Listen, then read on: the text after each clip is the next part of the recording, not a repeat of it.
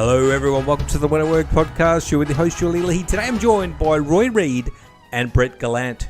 We lost Samuel somewhere in the digital world. He might have got hacked. He might need to call Brett. Brett, you're a cyber security guy, is that correct? That's right, I'm a cybersecurity specialist. Wonderful. And what about you, Roy?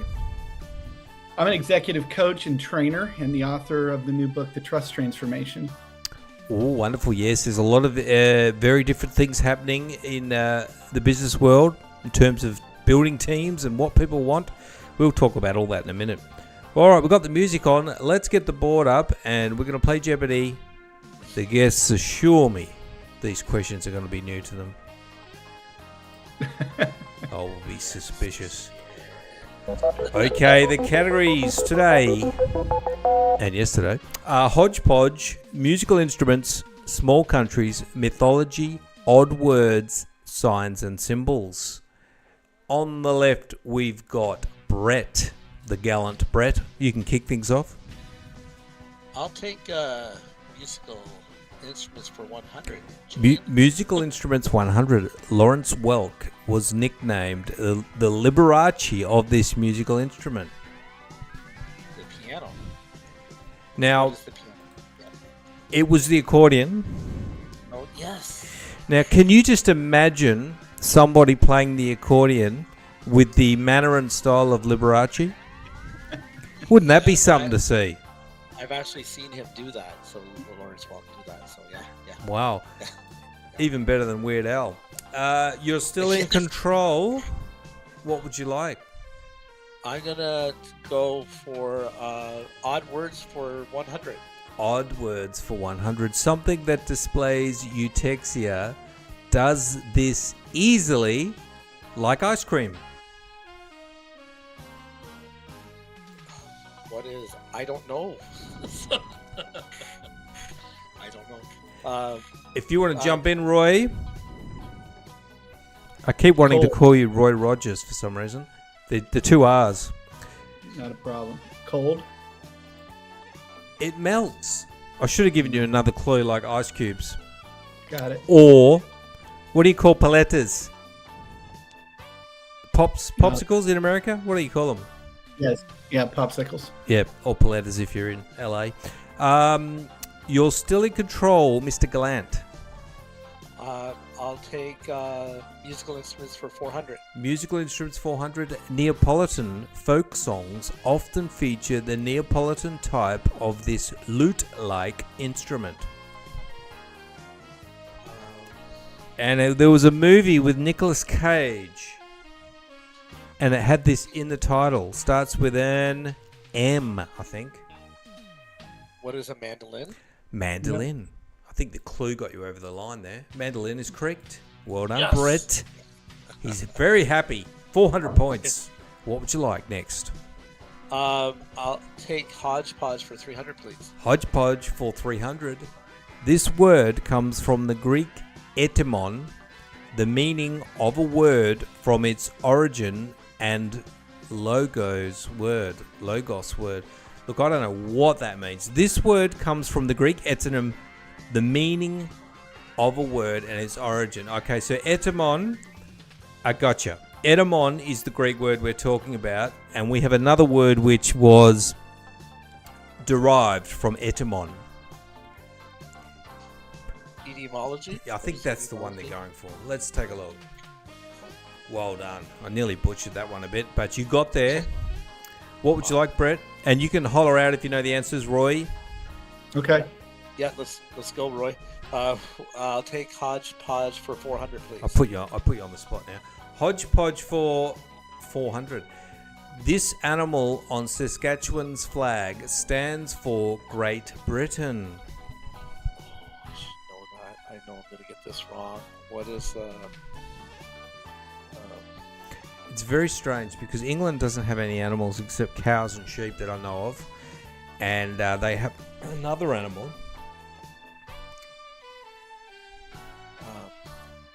It's not.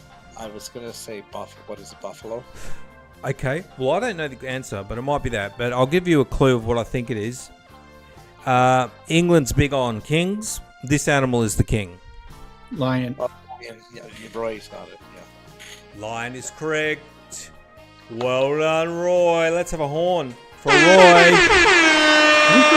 You have to hear that in the replay. You're in control now, Roy. Let's go with musical instruments for 200. Musical instruments for 200. These large bowl-shaped drums are also called timpani. Or timpani. Large bowl-shaped drums. Timpani's the only word that I knew for those drums. Now, look, I could be wrong, and I'm often wrong. But what about those things they hit in the Caribbean? Are they drums? And they make that real Caribbean sound? I don't know. Yeah. Let's take a look. Kettle drums. Kettle drum. Yep. Is that what I was talking about? Uh, I think that is steel drums that I'm talking about. yeah, steel drums are what you were talking about. Yeah. All right, you're still in control. Roy Reid. Let's stay with musical instruments for 300. Musical instruments 300. The Portuguese machete is the ancestor of this Hawaiian instrument. What? Portuguese machete is the ancestor of this Hawaiian instrument. What Hawaiian instrument? What do they play in Hawaii? Oh, I know what they play. Ukulele. Yeah, it's got to be that. That's the only thing I can think of. And that's correct. Well done, Roy Reid. Alrighty. Nice. All right, let's close out musical instruments for 500. Musical instruments 500. This end-blown woodwind with a whistle mouthpiece was the dominant flute in the Baroque period. A type of flute, but not a flute. It's some sort of woodwind. End-blown. It might be that one that looks like a big pipe. The bassoon. Ah, that's one of them. The other one I was thinking was oboe. It's a recorder, like the little kids play in elementary school. Wow. Didn't know that one. Sometimes it's the easiest ones, right? What would you like, Roy? I'll take hodgepodge for 200. Hodgepodge for 200. Name shared by a national monument in Arizona and a famous, faithful, we'll say Native American, companion.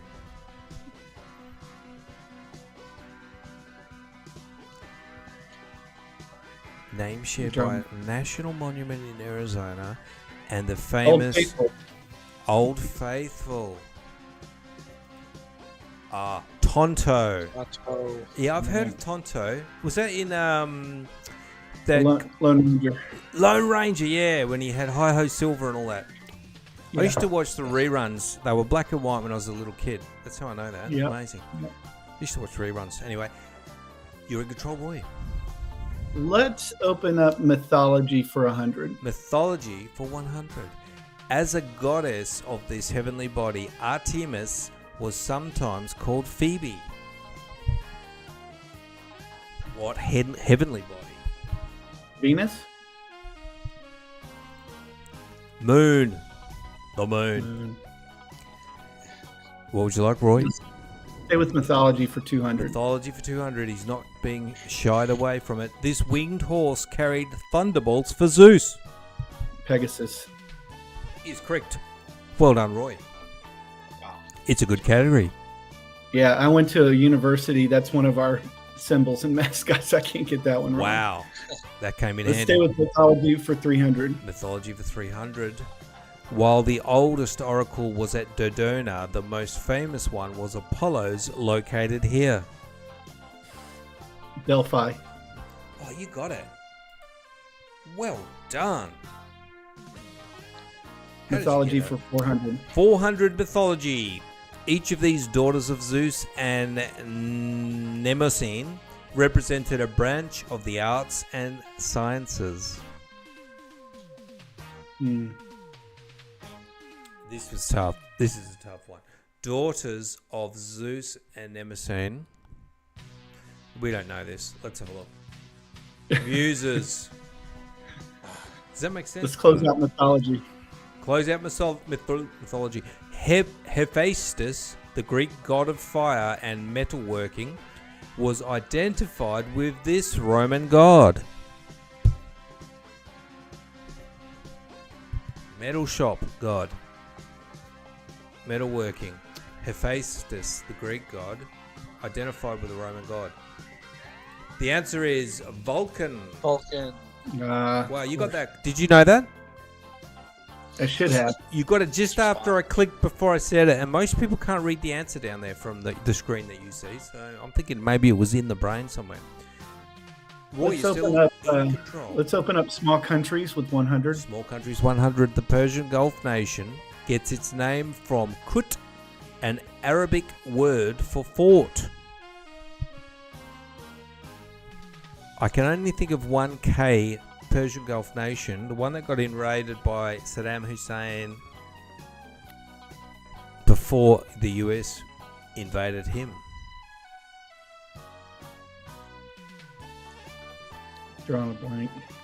Kuwait? Kuwait That is right. is correct. You got it, and you got it just when I clicked. So I think you got it legit there. Good job, Brett. Gallant, Mr. Gallant. I'll go with odd words for 200. Odd words for 200. Sometimes experienced on a boat or plane. Kinetosis is another term for this. Jet lag? What is jet lag? I think What? If I get this real bad on boats and I have to have ginger. seasickness. And what's the other word for it? Because it's not just sea. You could get it in a car. You could get it in a plane. Motion sickness. You got it. Well done. Good job. Good job. What would you like, Brett? Small countries for 400. Small countries for 400. This sultanate, where they have a sultan, is surrounded on its landward side by the Malaysian state of Sarawak. I'll give you a clue. It's where they get orangutans. There's a lot of orangutans there. They got a sultan. That's my house. Yeah. When Dad goes swimming. Yeah.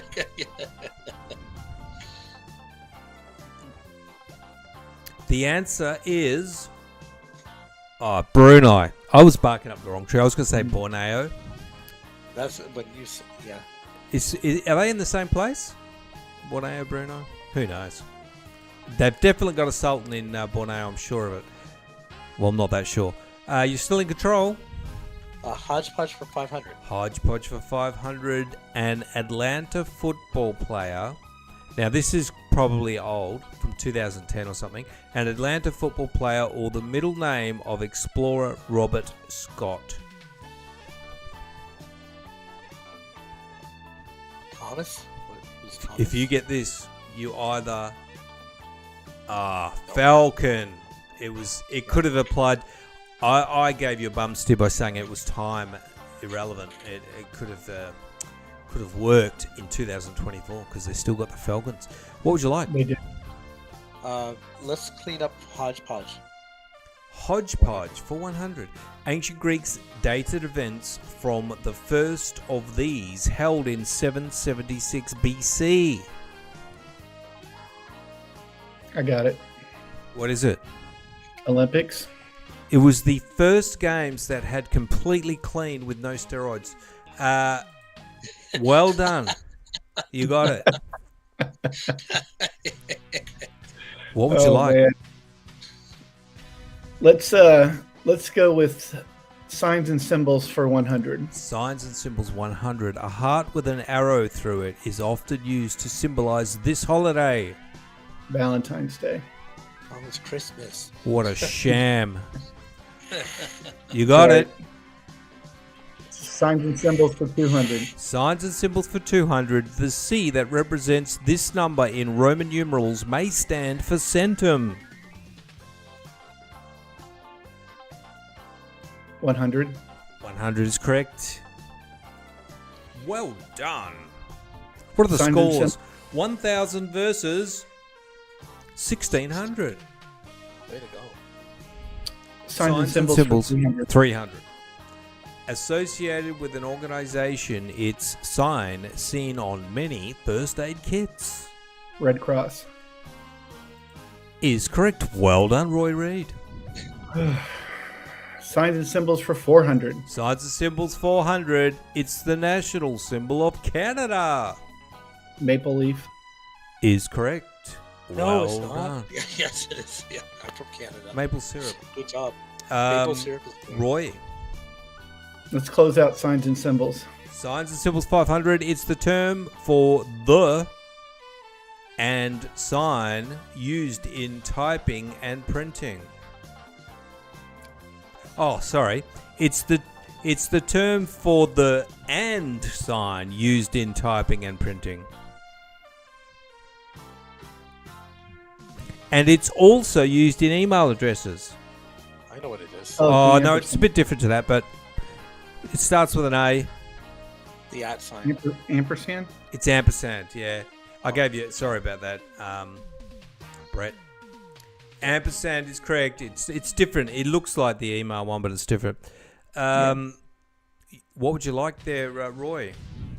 Let's go with odd words for 300. Odd words for 300.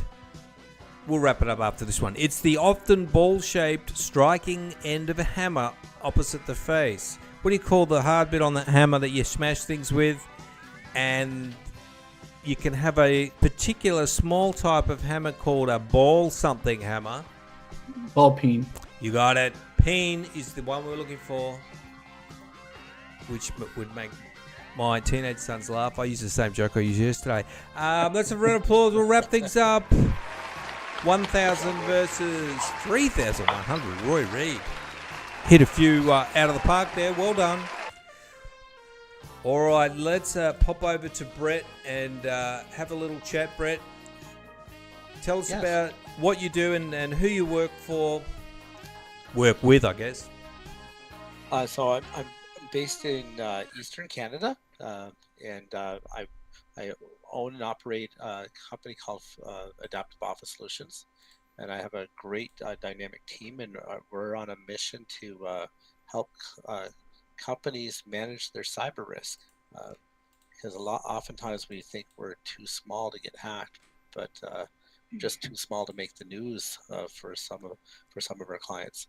But we start with doing a multi-layered cybersecurity risk assessment to help clients recognize and manage their risk, because I like to explain cyber with the analogy of a doctor. It's hard to prescribe without diagnosing. So we look at companies' security and say, hey, where are the gaps? We identify that and work together one-on-one. And we don't talk tech. We just work strategically and test the team, test the organization, and come up with a solution. And the best solution, in our opinion, in our professional opinion, is a multi-layered approach to cyber. So, Brett, what is the most common vulnerability that people have? Is it just on their web hosting, or is it because they're using WordPress, or what is the things that you see most commonly? a lot of times what we're seeing is unpatched computers, and sometimes vulnerabilities from we have many organizations have many different vendors support them, and sometimes those vendors don't have their security posture locked down. So we had one organization in Eastern Canada actually had the production line hacked because the support provider had not locked down the computer, and it encrypted the whole production line. It seized production. So it's really important to check everything, batten down the hatches, and be prepared for the storm. And the people, our people are the weakest link, and we're often sometimes one click away from enabling a threat actor. And what we know, oftentimes when they do get in, the cyber criminals get in, they're in your network for 120 days. You don't even realize it, and they're creeping around, seeing how you work, downloading and getting into your email, and that's when they're doing that research, and that's when they learn more about you, and they can cause even more damage. So yeah, and it's not a case of if, it's kind of when. Like, there's people all the time trying to get into my web servers, just as an example of, Yes. and I mean, some of these people, like you said, a production line where if your production gets shut down, it's going to be hugely expensive. You're going to lose clients. Like it is something you've got to take seriously. Yeah. Did you see the show on Netflix about Ashley Madison, Brett? No, I should check that out. I've heard that a few times, but I've never had a chance to. No, no. Well, that was probably I found it fascinating. It was probably just pretty basic, but they got in through a contractor had a kind of admin access, and they left it Yeah. there lying around, and they found it. I don't know whether he was a dodgy contractor or what, but like you say, you got to lock everything down. And what sort of thing do you do? Like, what's the prevention look like? Is it how often do they need to be checked up on and audited? So we do monthly cyber sweeps, and we do a quarterly check-in and an annual. But we actually monitor real time. We use technology like what's called a security operations center that's constantly monitoring that 24/7. So if somebody does happen to get in, we get alerted by our team. It says, hey, somebody's moving laterally and downloading passwords and creeping around and snooping around, so we can shut it down or isolate it right away. And folks, if any of you that are interested, I have a document, 15 ways to prevent cyber attack. If you message me on Instagram or LinkedIn, I'll be happy to send that to you. It's got 15 useful tips that you can use for your organization. So 15 ways if you message me. Yeah, awesome. Yeah, so I've got Brett's LinkedIn in the show notes if you want to check that out, and also check out Adaptive. And if somebody does want to have a chat, how does it work? Do you have a sales rep that will have a chat to them, or will you have a chat to them? I'll have a chat. We'll have a discovery call, and at very least, we'll come away with some actionable steps, and we'll get to know each other, because I truly believe in giving back to the world. And if I've done enough, even in that discovery call, to uh, encourage the person I'm speaking with to take action, because that's what's really important. Taking action. What's your plan? Take action. And I'd love to have that conversation. Myself or one of my sales team members would definitely love to have a discovery conversation with them. So, At what stage do businesses need to do this? well, if you're not doing cybersecurity right now, you really should. But I'm not sure if I understood. Like you can if you're working with somebody else right now, reach out. I can at least give you some tips on what you should be asking your current provider as well. A lot of times people don't even have a provider. So Yeah, 100%. And it's these people that all of a sudden a disaster happens, and it's a lot worse to clean up a disaster that's happened than to have some preventative measures in place. So if you haven't got your systems locked down, have a chat to Brett. That's just from my experience. I've been hacked several times, and it is a huge pain in the ass. Oh, excuse me. All right, let's pop over to Roy and tell us about what you're up to, Roy, and your book. Absolutely. Thank you for the opportunity. As I mentioned earlier, my book just published. It's called The Trust Transformation, and it really provides people with a roadmap to really see how trust works in our lives. And it breaks things down into very actionable ideas of how people are able to really build, cultivate, repair, and restore trust. As you mentioned before with Brett and your IT systems, in relationships, it's not a matter of if, but when something might go wrong. The wrong word gets said, a deadline gets missed, someone's expectations get dashed. And if we don't really engage people intentionally and have a proactive approach to how we build trust, it takes a lot longer for those things to come back into place and for that to get worked out. So through the experiences I've had in crisis communications, public relations, and some of the other work I've done with large companies over the years. I put this model together, and in 2017 launched it as a training program at a very large healthcare system here in North America, and have now used it for the last 2 or 3 years in working with CEOs, directors, and other leaders in organizations to help them create a culture of high trust, and also trust at home. Because if we're not good at home, we're not good at work. And if there might be some CEOs out there thinking, why do I need to have trust in the organization that I'm running? What would you say to them, Roy? That's a great question, and one that I get asked a lot. And what I tell people is the most common mistake that people make when it comes to trust is to assume it.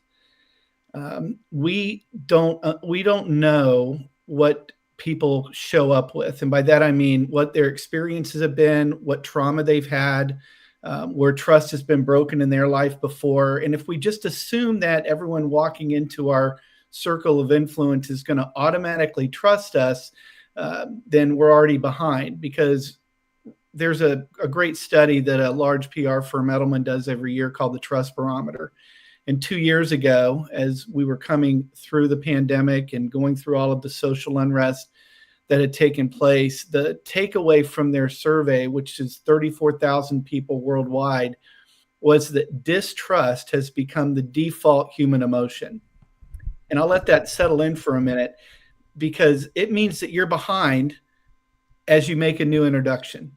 And so I encourage CEOs, I encourage business leaders, I encourage leaders in any walk of life to take that step back, recognize it's not all about you, and that person that's now come into that field of influence shows up with their own experiences, their own baggage, their own experience with trust or distrust.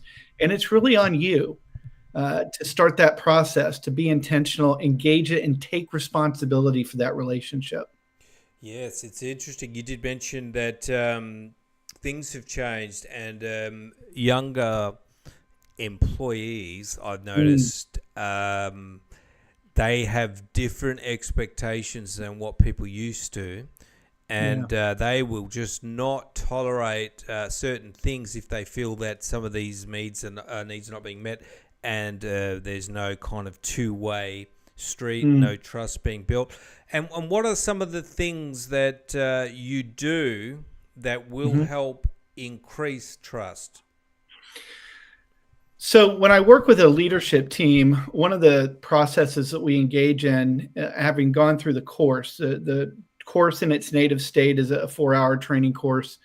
I work with the leadership team. We go through that process. The output of that time together is to draft a trust contract. Some organizations may use a different term for what that is, creed, agreement, or otherwise, but you think of it as part of your cultural construct. So you have your vision, your mission, your service standards, and these things that guide the ideas of who we are at the core of an organization. The trust contract comes in and says, this is how we're going to prioritize relationships. This is how we're going to build trust from the inside out. This is how we're going to take responsibility for the relationship. This is how we're going to keep our promises and communicate effectively. And this is how we're going to be good stewards of that trust, that gift that people give us to then do the things that we've been called to do or hired to do in the engagements that we have. This is very interesting, and I think it's kind of cutting edge. I've talked to hundreds of coaches, and most of them are very generic. Or I shouldn't say that, but I like it how you've niched down on something which I think is a real key issue, and you're leading with that. Are you finding that people are responding very well? How long have you been focused on this particular aspect of coaching? Well, so this journey for me started in 2007 when I was a partner in a public relations firm and striving to help my clients understand that the outcome of every communication should be some increase in trust. And so trust is one of those words like love, and we use it and we throw it around, and it can mean a variety of different things in the context in which we use it. And so in breaking it down into small pieces, I began working with the companies to do that. When I got to Advent Health, which is the healthcare system where we launched the current program in its current state, the idea was giving the individual an opportunity to dive into it and really find their direction in what they do. And so for the last 3 years, having left the health system following the pandemic, I've worked with small businesses, large companies, national organizations, local companies as well, community service organization, churches and others, to come in, go through this program, and then provide the coaching that helps them make it happen, make it real, and for that trust contract to come alive in the organization, to become something that is both a source of inspiration for how we should behave and how we should treat others, but also accountability to say when there is a conflict, did you follow these principles, these ideas that we've all committed to, signed on the bottom line and said, this is how we're going to work with each other. This is how we're going to work with our customers. This is how we're going to work with our community. Have you ever had a situation where nobody wanted to sign the trust contract? Yeah, I've done this hundreds and hundreds of times with organizations. It's fallen apart 2 times. And the 2 times it fell apart was when that leader at the top wasn't necessarily sold on the idea, perhaps did this because somebody in the company said this would be helpful. And oftentimes that's how we look at training, right? We show up, we go through the book, we write all the things out, and then it just sits on the shelf. And the coaching that comes following the training is important, again, because that first cardinal sin is assuming it and not being intentional about it. And so it's like anything else in life, Julian. We've got to practice it. We've got to show up every day committed to it. And perfect practice makes better outcomes. Can I say, the person that was not fully sold on it and nobody signed it, or not many people signed it, was that a sales department? I'm going to protect identities. Salespeople just roll their eyes at any type of training that's foisted on them. I've certainly run into that. All right. Well, that's very good stuff. If you want to have a look at what Roy is up to, and check out Roy's book, probably the first place to get a handle on what Roy's doing, and you'll be able to read it and hear all Roy's thoughts. What's the book called once more? The Trust Transformation. The Trust Transformation. And you have a course which people can do. And how do they do the course? Is it all done online? I can do online. I can do in person. So if they go to roywreid.com on the website, there's a way to get in touch with me, and we can set up a conversation, set up an or even go to my LinkedIn account. There's a way to click on and schedule a conversation. I'm happy to spend 45 minutes with somebody, kind of talking through their situation, getting an idea of what their needs are, and then really diving in to figure out what's the best next step. Wonderful. Very interesting. Thank you, both of the guests today, Brett Gallant and Roy Reid. Thank you, gentlemen. Thank you. Thank you so I'm going to much. wrap things up.